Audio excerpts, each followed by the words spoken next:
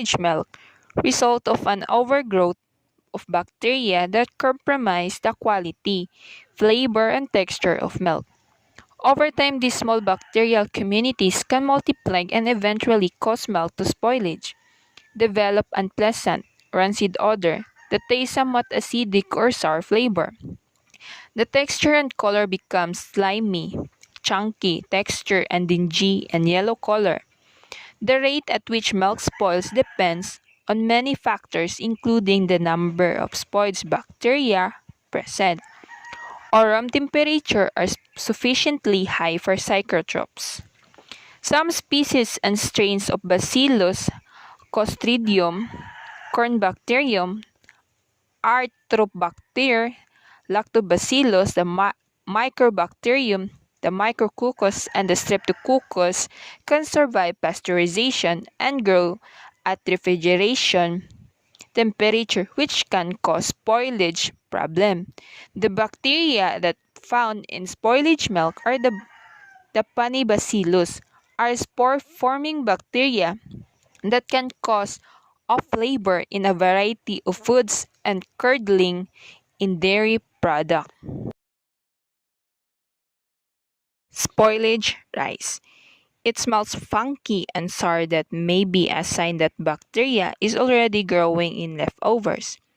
If rice is left inside at room temperature that spores can grow into bacteria, these bacteria will multiply, may produce toxins that cause vomiting or diarrhea. The sign of spoilage rice are those bags or molds, yellow and orange. These are the usually that we might see in a spoilage rice. But those bacteria, the Bacillus cereus, is a toxins-producing bacterium that cause food poisoning. Chunky foods such as rice are most common type of food affected by bacteria and other diseases. Water is one of the essential things that are used in our daily life, especially in drinking. But how we doesn't know if our drinking water are safe?